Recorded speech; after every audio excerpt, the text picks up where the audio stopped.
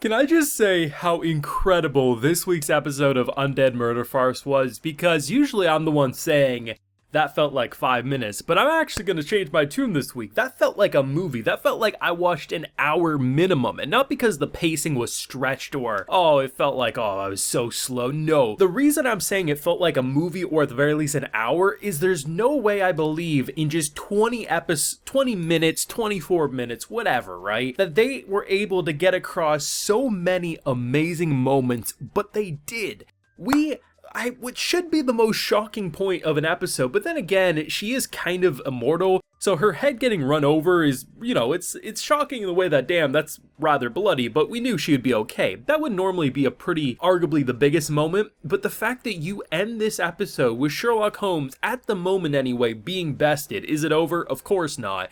But the idea of shooting the lock, they're on the inside, no way in, no way out, makes a lot of sense. So we have to wait till morning, and it'll take hours upon hours for a great locksmith to be able to pop it open. Seems like it's a decent idea, only for old Lupin to blast water in, and now they're drowning. So not only do they have to find a way out quickly, this also gives Lupin a prime opportunity to do a fast one, and this back and forth is fantastic. Now, I do have a full live reaction to this wonderful episode available on my Patreon. If you would like to see my full uncut thoughts as we watch today's episode, it is over there if you're interested. This was great.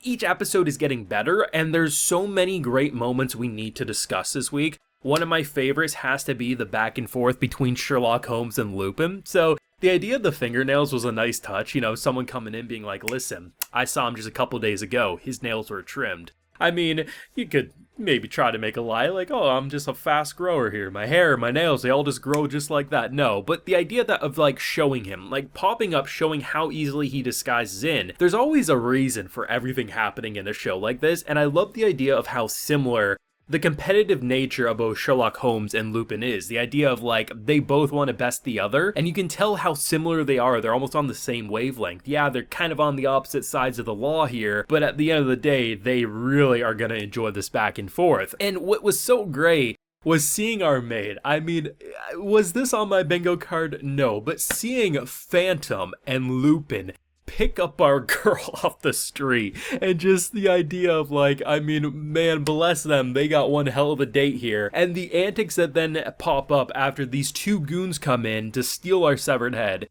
You can't trust them as far as you can throw them, right? And ultimately, we get one hell of a fight. It's just a little taste. This was just round 1. We're gonna have at least round 2, potentially even round 3 with Sugaru as well as Lupin. But you have to admit the fighting style was rather interesting, because what we've seen from our boy, literally compare the ending of the last arc that we had, he basically smoked a vampire. And yeah, maybe the vampire was younger, but at the end of the day, that vampire is still ridiculously strong and fast, and he was basically Hulk smashing that fool left and right. Lupin, a bag of marbles, crushed our boy. He knocked him out on his feet, and you have to admit that was a really creative fight, because at first, just throwing some marbles, that's whatever, but it was in a weird way, it was animated similar to how they would go about a Demon Slayer fight with some water breathing technique. The way it was almost like a wave of marbles kind of zooming around, the back and forth, the ferocity, the speed, the momentum. To see that final moment when he chucks a couple of marbles at his head and then he sucker punches him, but then when he opens his hand, you see the glass marbles all break. What a way to assert dominance. Now, I said it last week and I'm going to repeat it. The men in this show be beautiful, whether it's Phantom, whether it's Lupin, whether it's Sherlock Holmes, whether it's Sugaru. There's some good-looking men in this show, and there's some good-looking ladies in this show. But at the end of the day, you have to wonder, just the way these characters talk, how is the anime cast collectively not just dropping panties, males included? Because goddamn, when Lupin speaks, when Sherlock speaks, they know how to steal the spotlight. And I think, what I was anticipating was more so a severed head with this kind of detective Sherlock nature herself, almost competing with Sherlock Holmes himself. That is a really interesting rivalry. And now the thing I'm most interested in is actually Lupin versus Sherlock, because right now you would want to place money on Lupin, but at the same time, I don't know who's going to win. My gut still tells me that this arc will end by the end of episode 8 and we'll have one more arc to go with another 4 episodes. But if they chose to end it next week or make it last longer, I do trust in this anime and this studio to just really make sure everything feels like it has the proper pace, because episode 1 being that kind of prologue and then seeing what they did with that vampire murder mystery whodunit to now doing a stealing mission with Lupin has been some of the most creative fun I've seen in a while. And it's interesting how this, on one hand, feels familiar, something like a case study of Anata's, Mars Red, and maybe some Lupin anime mixed in there as well, but at the same time it feels so different than anything we've seen with that almost Rakugo style aesthetic, and it's just beautiful to see what they're doing. I legit mean this 100%. Talking about this show the past couple of weeks has been some of the most fun I've had making videos on anime in years, like 100%. There is something so fresh and exciting about the aesthetic. I love how each arc has its own vibe. You look at the murder mystery with the mansion, it looks very different than this Victorian kind of like, yeah, this feels like where Phantom of the Opera or Lupin or Sherlock Holmes would be. But if you would place those characters in the last arc,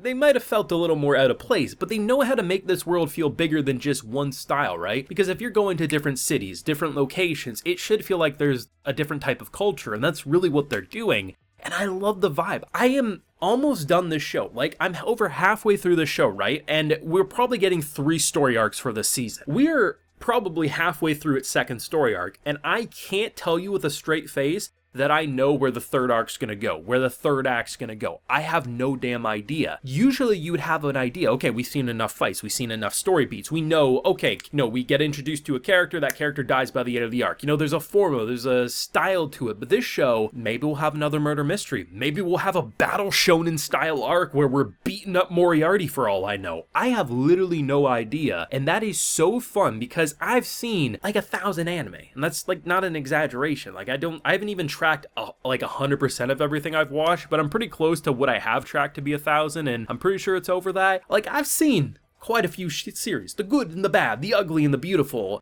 but this show is unlike anything else. It is so fresh, and I have an absolute blast talking about it, and damn, this show will be good. Like, of course, this won't ever be the biggest show of a season, but it always does bring a giant grin in my face when I see a show like this gain a cult following in the season that it's airing, because what that says to me is that a few years down the line, maybe it'll be next season, maybe it'll be 5 years from now, this is the type of anime that when a new anime fan's getting recommended, like, oh, hey, what's some good anime to watch? Yeah, they're gonna hear about Death Note. Yeah, they're gonna hear about Attack on Titan, but these are the shows that they'll also get recommended as the underground, the secret shows people slept on. Whether they discover it by themselves or they get recommended, these are the shows that are going to hook them in 100% as anime fans, and I'm excited for when that does happen for many, because I know it will, because it happened for me with plenty of shows, especially a series where I was like, damn, that Shiki show, that's a good horror anime. I wish more horror anime were out like this, and then I hardly ever find good horror anime. I think Undead Murder Farce is going to ruin a lot of people's kind of fun with mystery anime, but it's damn good, what can you say? Let me know what you're feeling though down below, leave a like if you enjoyed, subscribe if you're new around here, ring that bell so you can get notified when I upload more videos to the channel. Like I mentioned, we got that full live reaction over on my Patreon, and hey, while you're there, you also get a video shout out. So today we have Brandon Logren, Maya Demon 69C, Lesik Sykes, Doubles, and Bryce DeZangles. I appreciate the support, everyone. Please take care and have a good one.